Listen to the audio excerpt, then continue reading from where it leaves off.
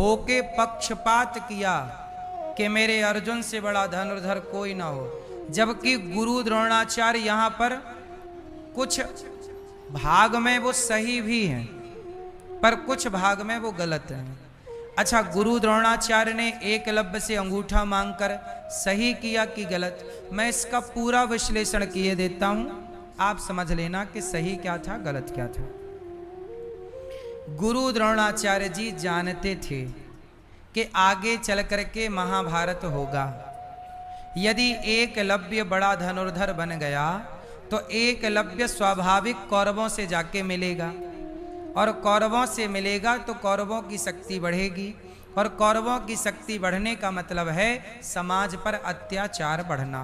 क्योंकि जब दुर्योधन जैसे लोग भरी सभा में अपनी भाभी के कपड़े उतार सकते हैं तो आम स्त्रियों के साथ ये क्या व्यवहार करेंगे। यदि इनके हाथ सत्ता लग जाए, इनके हाथ पावर लग जाए, तो ये तो समाज में जीने ना देंगे लोगों को। जब अपनी भाभी को वो निर्वस्त्र कर सकता है, भाभी द्रौपदी भाभी तो लगी ना, बड़े भैया धर्मराज की पत्नी है तो भाभी माँ के समान होती है। जब ये भरी सभा में अपने भाभी के कपड़े उतार सकता है तो आम स्त्रियों के साथ क्या करेगा ये। तो गुरु द्रोणाचार्य को लगा कि यदि एकलव्य इतना बड़ा धनुर्धर बन गया और कहीं इसने दुर्योधन का साथ दिया तो दुर्योधन वैसे भी कर्ण की ताकत पे गरजता है। दुर्योधन कोई अपनी ताकत पे नहीं गरजता था, किसकी ताकत पे, कि मेरा मित्र कर्ण है, और उसे यदि एकलव्य और मिल जाता तो और अत्याचारी होता। इसलिए गुरु द्रोणाचार्य ने भविष्य को भांप लिया। भविष्य को बोलो, भांप लिया मतलब देख लिया, समझ लिया। इसलिए गुरु द्रोणाचार्य ने एकलव्य से कहा कि तुम अंगूठा दे दो, मतलब युद्ध ना करना किसी भी पक्ष से। एकलव्य ने दे दिया। एक पक्ष तो यह है कि गुरु द्रोणाचार्य समझ गए, क्योंकि एकलव्य जो था वो इतना बड़ा योद्धा बनता तो कर्ण की यही तो इच्छा थी कि मैं अर्जुन को मारूं, क्योंकि कर्ण यदि अर्जुन को मार देते तो धरती के सबसे श्रेष्ठ धनुर्धर कर्ण हो जाते, और एकलव्य भी अर्जुन को मारता तब वो श्रेष्ठ धनुर्धर, क्योंकि किसी को भी श्रेष्ठ बनने के लिए अर्जुन को मारना पड़ता। चाहे कर्ण श्रेष्ठ बनते तो अर्जुन को मारे बिना वो श्रेष्ठ नहीं बन सकते थे, या एकलव्य भी अर्जुन को मारे बिना श्रेष्ठ। दोनों तरफ से अर्जुन की मृत्यु थी, लेकिन अर्जुन भगवान की शरण में है तो भगवान ने रक्षा की एकलव्य को। इसलिए गुरु द्रोणाचार्य ने अंगूठा मांग लिया ताकि अर्जुन के भविष्य पर कोई खतरा ना हो, क्योंकि खतरा होता, भाई आज जरा सा फुंसी हुई है तो वो कल फोड़े का रूप बनाएगी, तो फुंसी कोई दवा देना समझदारी है, बड़ी ना होने पावे। तो ये फुंसी है एकलव्य, जो कल बड़ा खेल हो सकता है। इसलिए गुरु द्रोणाचार्य ने एकलव्य से अंगूठा मांगा। एक पक्ष तो ये है, ये गुरु द्रोणाचार्य का पक्ष है। अब दूसरा पक्ष देखिए कि गुरु द्रोणाचार्य ने, गुरु का धर्म होता है कि वो शिष्यों में पक्षपात ना करे।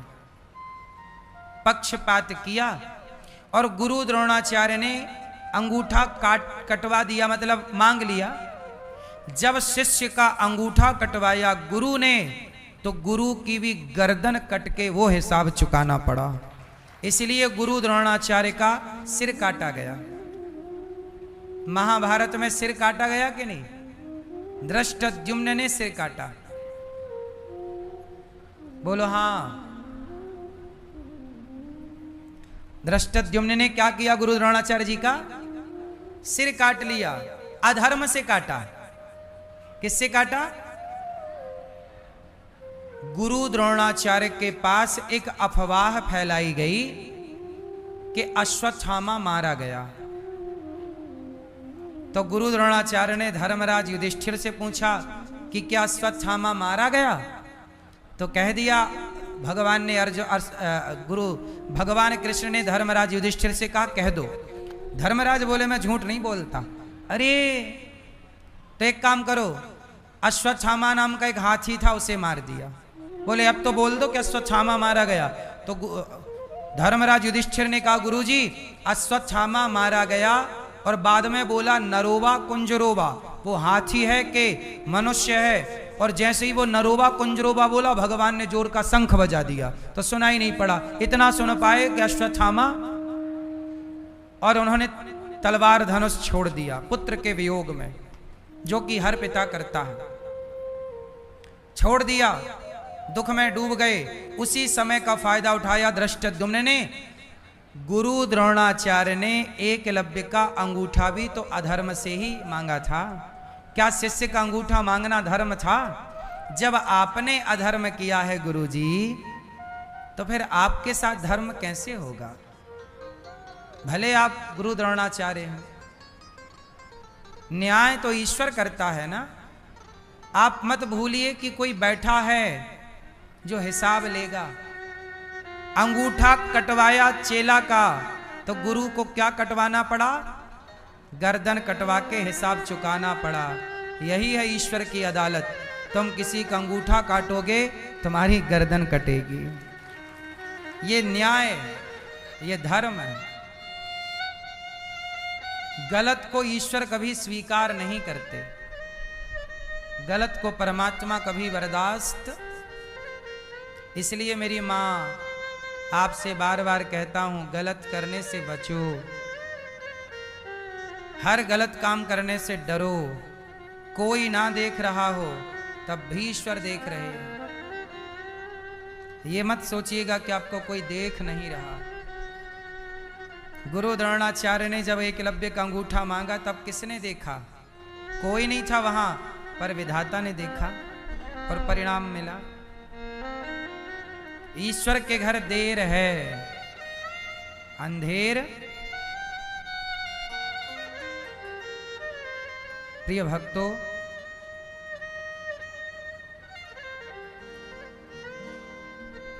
गुरु द्रोणाचार्य के पुत्र अश्वत्थामा ने प्रतिज्ञा कर ली। देखो, पूरे महाभारत में सारे लोग अधर्म से मारे गए। भीष्म पितामह भी बाणों की सैया पर धर्म से नहीं गए। अर्जुन के रथ में उस दिन कौन था? शिखंडी। कौन था? ये शिखंडी कौन है? ये शिखंडी पिछले जन्म में भीष्म पितामह से विवाह करना चाहता था, पर भीष्म पितामह ने विवाह नहीं किया। कथा कुछ ऐसी है कि भीष्म पितामह के भाई थे चित्रांगद और विचित्रवीर्य।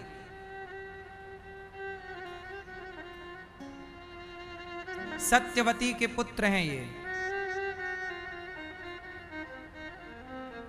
सत्यवती गंगा से पहले भीष्म पितामह हो चुके हैं। फिर गंगा भीष्म पितामह को सौंप कर शांतनु जी को और चली गई। फिर शांतनु मतलब भीष्म पितामह के पिता का विवाह बाद में सत्यवती से हुआ, जिसे मत्स्य गंधा भी कहते हैं।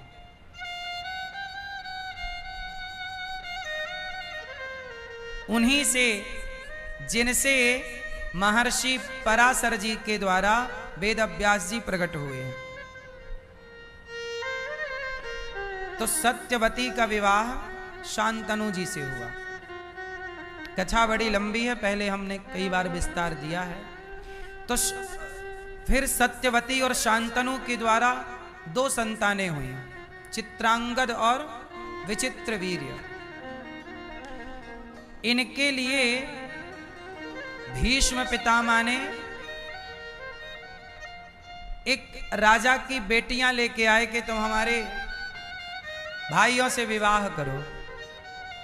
तो 3 लाए, 3 में 2 तो अच्छा, वो 3 भीष्म इसलिए ले आए कि हमारे भाइयों को जो पसंद आएगी कर लेंगे, बाकी वापस। तो 3 ले आए, 3 में 2 तो ब्याह हो गया, पर 1 बची। अच्छा, वो 1 करती थी किसी से प्यार, किसी राजा से, उस राजा से उसका विवाह होने वाला, पर पितामह ने अपहरण कर लिया। तो पितामह से कहा कि मैं उसको चाहती हूं, आप मुझे छोड़ दीजिए, मैं उस फलाने राजा के संग विवाह करूंगी। अब वो लौट करके उसके पास गई तो उस राजा ने मना कर दिया कि तेरा तो पितामह ने अपहरण कर लिया और दूसरे के हक को मैं स्वीकार नहीं करता, कि तुझे तो फलाने ने चुरा लिया, अपहरण कर लिया, अब तू मेरी अर्धांगिनी बनने के योग्य, अब तो दूसरे का हक है, मैं दूसरे का हक नहीं खाता, चल, भगा दिया। अब वो फिर लौट दौड़ी दौड़ी पितामह के पास आई कि आपने मेरा हरण किया है तो आप ही मेरा विवाह, आप ही मुझसे विवाह करो। पितामह बोले मैं कर नहीं सकता क्योंकि अखंड ब्रह्मचारी हूं, तुम्हारा मन है तो मेरे भाइयों से कर लो, नहीं तुमने अपहरण किया मैं तुमसे ही करूंगी। जब नहीं किया पितामह ने तो उसने जंगल में जाके तपस्या की, बोले मैं पितामह को मारूंगी। तो उस लड़की ने तपस्या की और तपस्या कर करके उसने शरीर पूरा किया। बाद में उसकी तपस्या का बड़ा वर्णन है। बाद में वही चल के शिखंडी बनी कि चलो तुम तो नहीं मार पाओगी पितामह को, तुम्हारी इतनी तपस्या है, फिर भी तुम्हें इतना तो बल नहीं मिलेगा कि तुम पितामह को मार पाओ, परंतु तुम्हारे कारण पितामह मरेंगे। तो वही लड़की तपस्या करके बाद में शिखंडी बनी। शिखंडी क्या, पहले वो लड़की के रूप में पैदा हुआ, फिर बाद में वो लड़का बना। सोचिए हमारे यहां ये विज्ञान था कि लड़की को लड़का बना दिया जाता था, जो आज होता ना, आज भी कुछ लोग ऐसा करते हैं, है ना, पहले भी ऐसा। पर आज के जमाने में कोई लड़की लड़का बन जाए और कोई लड़का लड़की बन जाए तो लड़का जो लड़की बन जाए। आजकल देखो ना बाजार में कितने लड़के नाक छिदाए घूम रहे हैं, बोलो हाँ, घूम रहे हैं नाक छिदाए, चूड़ी पहने और दाढ़ी है,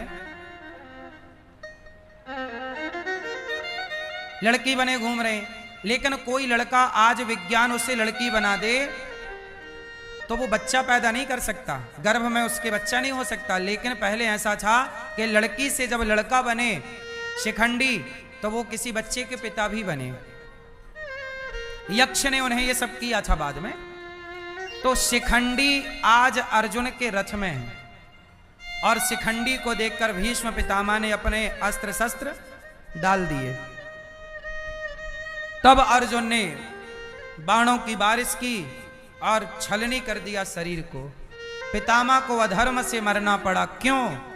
क्योंकि जब द्रौपदी की साड़ी खिंच रही थी उस समय पितामह का शांत रहना ही अधर्म था। उस समय पितामह का चुप रहना ही, बोलो, अधर्म था। इसलिए कहता हूं अधर्म करोगे तो अधर्म तुम्हारी जान लेगा।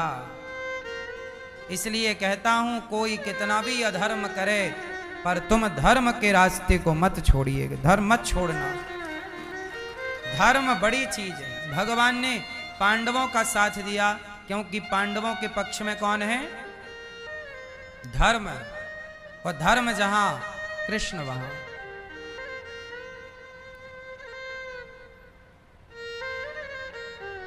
अब देखो महाभारत में, अच्छा ये बताओ महाभारत किसके कारण हुआ? कौन जिम्मेदार है पूरे महाभारत का? कौन जिम्मेदार है? जोर से। पूरे महाभारत में जिम्मेदार कौन है?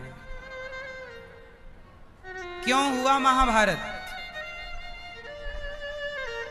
भूमि का विवाद। किसका विवाद?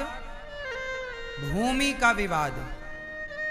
यदि पांडवों को पांडवों का अधिकार कौरव दे देते, भगवान बोले थे कि पांडवों को 5 गांव दे दो, दुर्योधन बोला सुई की नोक बराबर भी नहीं दूंगा।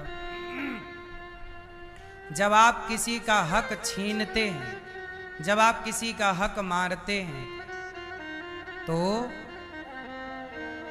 परिणाम बुरा होता है। यही हुआ महाभारत में।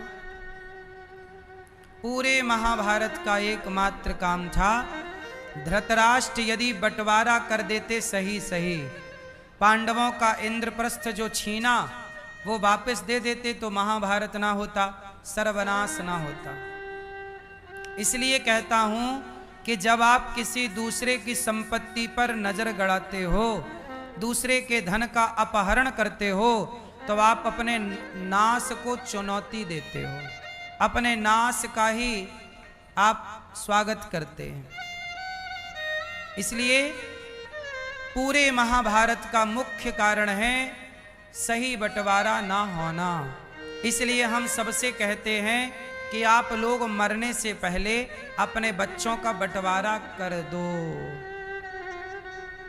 नहीं करोगे तो आपके मरने के बाद आपके बच्चे आपस में लड़के मर जाएंगे, जो कि संसार में देखने को मिल रहा है। भाई भाई आपस में लड़ रहे हैं, बाप मर तो गया पर बंटवारा नहीं किया। बंटवारा कर दिया होता तो झंझट ना होती। बोलो हाँ। इसलिए मरने से पहले आप लोग भी अपने बच्चों का बंटवारा कर दो। जो संपत्ति जिसे देनी है दोनों की राजी मर्जी से दे दो। थोड़ा बुढ़ापे में अपने पास बचा के रखो कि जो आपकी सेवा करेगा। पहले ही आप लिख के जाओ कि भाई इससे मिलना है, या दोनों को 50-50 लिख दो, ताकि तुम्हारे मरने के बाद कोई विवाद की स्थिति ना हो। क्योंकि झगड़े की जड़ है 3, जड़, जोरू और जमीन। झगड़े की जड़ 3, जड़ मतलब मूर्खता, जोरू मतलब पत्नी, जमीन मतलब जमीन जायदाद। ये झगड़े की जड़ 3 ही है। इसलिए झगड़ा ना हो, इसके लिए आप सबको बहुत समझदारी का परिचय देना चाहिए। बोलो हाँ। तो आप लोगों ने बंटवारा कर दिया कि नहीं?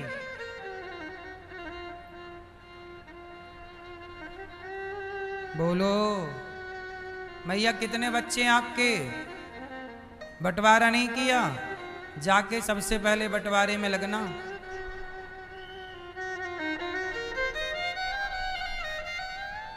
बंटवारा करना बच्चों का कि भाई ये तुम ले लो, ये तुम ले लो। दोनों की राजी मर्जी से बंटवारा करना, दोनों बच्चों की सहमति से।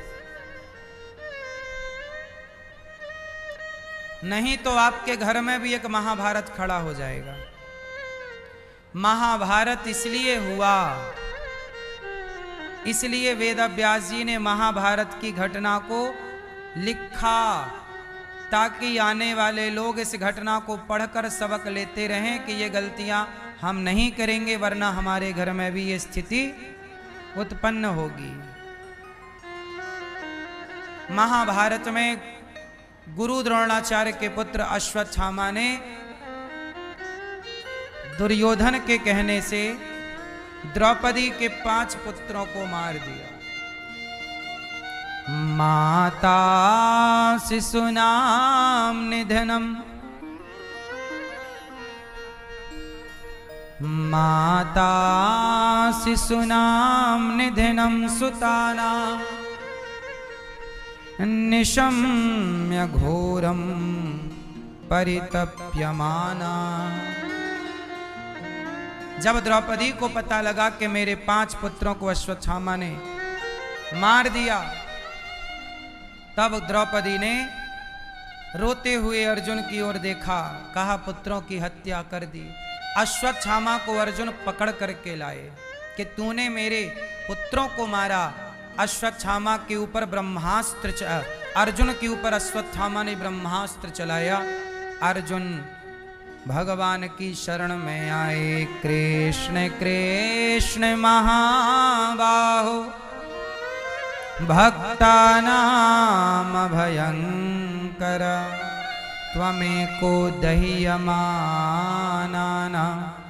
मपवर्गोऽसि संस्रते। हे कृष्ण, हे कृष्ण, कृष्ण कृष्ण महाबाहो, हे प्रभु मेरी रक्षा कीजिए। जब द्रौपदी ने पुकारा, अश्वत्थामा ने ब्रह्मास्त्र चलाया, अर्जुन कृष्ण की शरण में आए। भगवान ने कहा तुम भी ब्रह्मास्त्र चलाओ अर्जुन। अर्जुन ने ब्रह्मास्त्र चलाया, दोनों ब्रह्मास्त्र शांत हुए। अश्वत्थामा को पकड़कर अर्जुन ने द्रौपदी के सामने खड़ा किया। द्रौपदी, तेरे पुत्र को मारने वाला हत्यारा ये खड़ा, मार दे से, बोल क्या दंड दूं। तब द्रौपदी ने कहा, मुच्यताम मुच्यतामेष ब्राह्मणो नितराम गुरु। द्रौपदी माता बोली, प्रभु इसे छोड़ दो। क्या इसे मार देने से हमारे मरे हुए बच्चे जीवित हो जाएंगे? द्रौपदी एक माँ है, और माँ थोड़ी अपने बच्चे का, माँ किसे कहते हैं? मैया, मैया, बताओ माँ किसे कहते हैं? जो केवल अपने बच्चों पे ममता रखे, दूसरे के बच्चों को मरवा दे, क्या वो माँ है? माँ उसे कहते हैं जिसके अंदर भेद ही ना हो कि ये मेरा है या तेरा है, हर बच्चे के प्रति उसका ममत्व हो, उसे ना माँ कहते हैं। माँ ममता को कहते हैं, जिसके अंदर करुणा है हर बच्चे के प्रति। ये नहीं कि आप अपने बच्चे को तो प्यार करो और दूसरे बच्चे को थप्पड़ मार के बाहर कर दो, अपने बच्चे को पेट भर के दो, दूसरे के बच्चे के थाली से रोटी छीन लो। आजकल माताएं बहुत सारी, कुछ माताएं ऐसी हैं जो अपने बेटे से बहुत प्रेम करती हैं, पर जेठानी और देवरानी के बेटे से ना नफरत करती हैं। ये तो जेठानी का है, ये तो देवरानी का है, ये हमारा छोड़िए।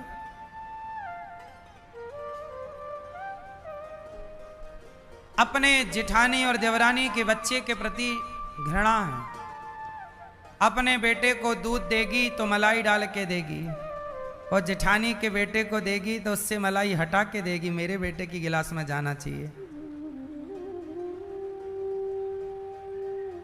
स्त्रियों के अंदर भी, कुछ स्त्रियों के अंदर कपट तो होता है, बोलो हाँ। ये स्त्रियां घर बैठे ही बेचारी पाप कमाती रहती हैं, कपट कर करके। अब जरा सी मलाई से कौन सा तुम्हारा बच्चा ताकतवर हो जाएगा, कि बिना मलाई के तुम्हारी जेठानी का बेटा कौन सा कमजोर होगा? होना कुछ नहीं उस मलाई से, लेकिन वो मलाई ये बता रही है कि आपके मन में कपट तो है, और वो कपट जो है वही पाप है, उसी का नाम पाप है। बोलो हाँ। कम से कम बच्चों में तो भेद ना करो। तुम माँ हो, तुम्हारे लिए तो सारे बच्चे एक से होने चाहिए, पर कलयुग तो है ही ना। कलयुग का प्रभाव कहां जाएगा?